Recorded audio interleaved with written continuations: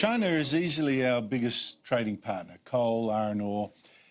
So it is bad news for us that China's just admitted its economy is slowing. Now, you might think its latest growth figures sound terrific, 6.2%. We'd love that ourselves. But 6.2% is the lowest for 27 years. And we're reading now of factories sacking lots of workers over there. And that's got to come and hit us in terms of the demand for our raw materials.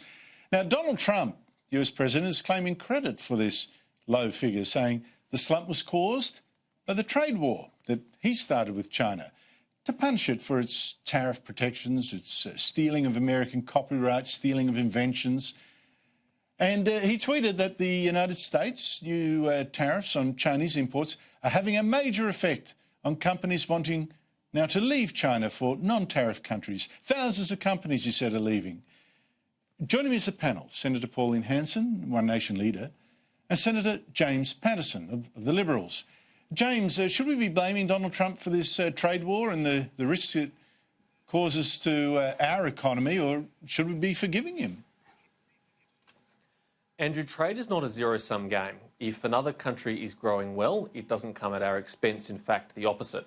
We want China to go strongly for their own sake, but also for our sake. And it's in America's interest that China grows strongly.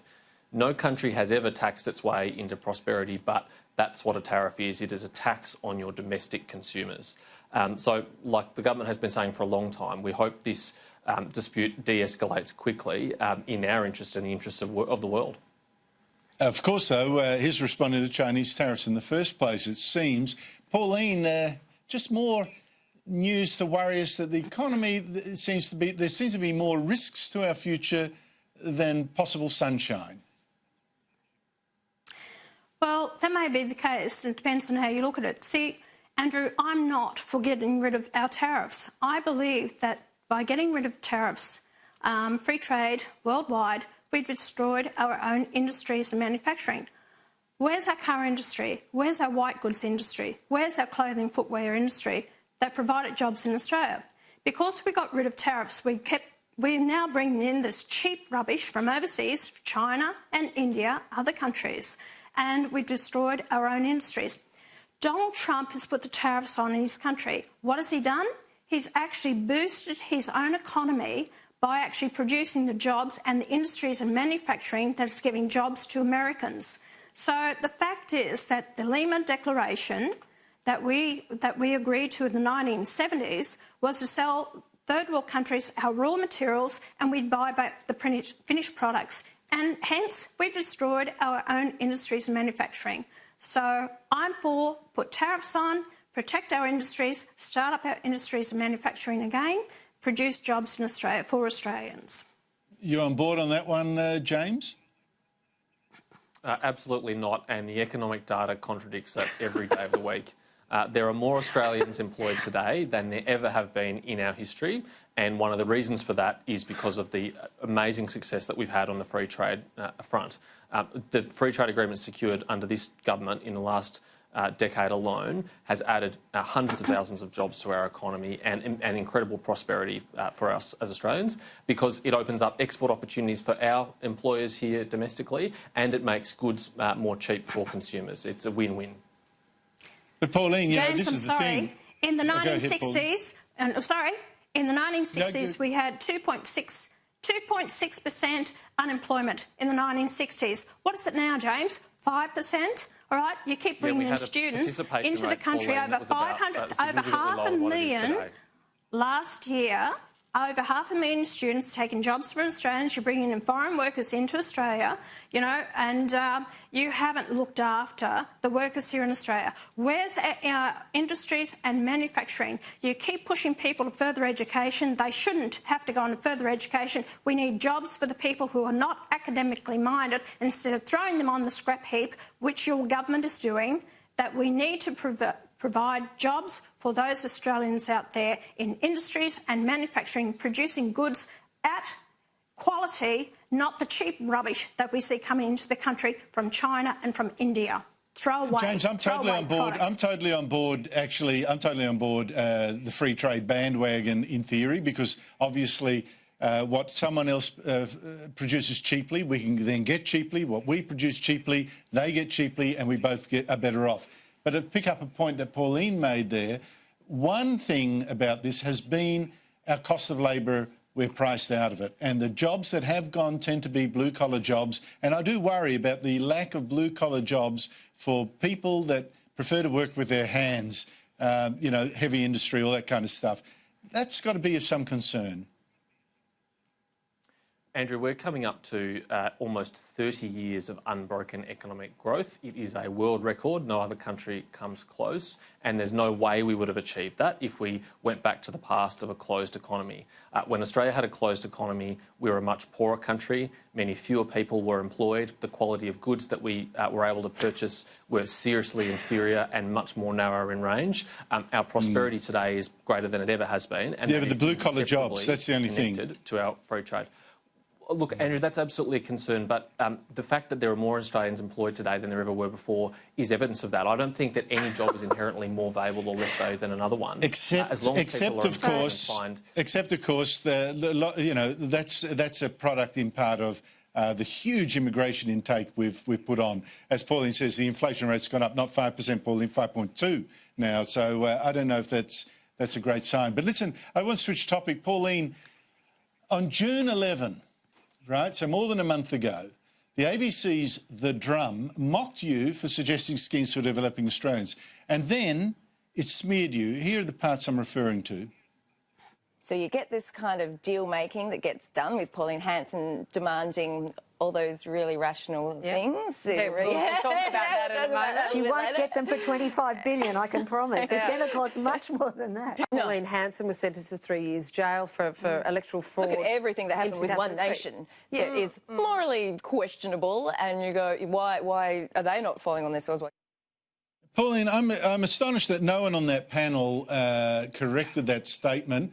And I'm even more astonished it took the ABC exactly 1 month to finally post the correction to that last statement about you being jailed by saying, oh, yeah, it admitted the Drum should have made clear that after an appeal to the Court of Appeal, the conviction against you was quashed. Or to put it in plain English, you were innocent and the case against you was an absolute farce. Does it shock you that it took, like I say, the ABC a month to say sorry for that claim, that it should have taken a minute to check on the internet, and then to put the correction not on the program itself, not on the page of the program itself, but somewhere else on the internet that almost no one reads? Well, you are absolutely correct, Andrew, in what you say. This is why I present it to the Parliament to actually, in legislation, in the Charter of the ABC, to make it fair and balanced. The ABC have never been fair and balanced. Very few. If I talk to the ABC, it will be to regional and rural ABC radio, which I find there's no problem with them whatsoever. The Drum will never go on. They are so biased in their reporting, and it doesn't surprise me whatsoever of putting that across. Yes, I was found not guilty on appeal, and I should never have been charged in the first place after spending 11 weeks in maximum security in prison. So it's that's the ABC for you. It will not change, and we keep pouring over $1 billion into this leftist organisation that push their own agenda, and it's not fair and balanced. Maybe James Paterson will take the message back to his government again to actually get that put into the Charter, which should be, so that people like myself and other Australians can get the truth from the ABC. Remember, we are paying for it. James, look, I actually find you one of the people that most understands this issue, so sorry to have you be the lightning rod here, but there is a problem here, and I do wonder whether the Liberals need to realise that until the ABC's reformed, it's training up a whole generation of voters to vote anti-you.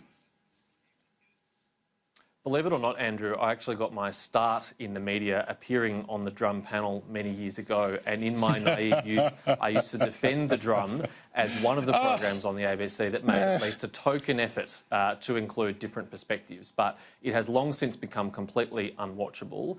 It now has an effective ban on my former colleagues at the IPA from appearing on the program after previously happily having them on for years. So I completely understand the frustrations that many Australians have with the ABC and the Drum in particular. Yes, well, Pauline, talking about apologies that I think should be made, does this surprise you that Year 12 students in Victoria got a VCE practice exam paper, as I said in my editorial, a VCE practice exam paper that claimed as a fact that Arab families in Israel who practice the Islamic faith rather than the Jewish religion were persecuted, and that when a person was discriminated against like that, they could become religious extremists, as in, you know, it's Jews, bad Jews, that's causing terrorism. Does that surprise you that that paper goes out to students and it went through peer review and everything, and it took ages to get pulled out? It absolutely, I cannot believe that this has been allowed to happen. You know, why are we mentioning this in our schools to Year 12 students? I cannot believe that this is the case. I'm sick and tired of hearing the Jews being attacked all the time. Why? You know, people, why can't we get over this hatred towards whether it's a religious organisation or whether it's a cultural difference or whatever? You know, I heard you speaking earlier tonight in your program about racism and you know, everyone having a go, and if you're making racist comments. You know, I'm so over it, Andrew. I really am. What is wrong with people? You've got to listen in and check up on people and what they're saying, and we've got to pull everyone up, that you can't have opinion or say anything. It's people pushing their own agenda. Why can't people live in peace and harmony? Why have you got to go out and attacking everyone all the time? And I, for one, I've had a gutful of it, and I think the general public have. Why can't we just get on and live in peace and harmony with each other and understand that we're all human beings?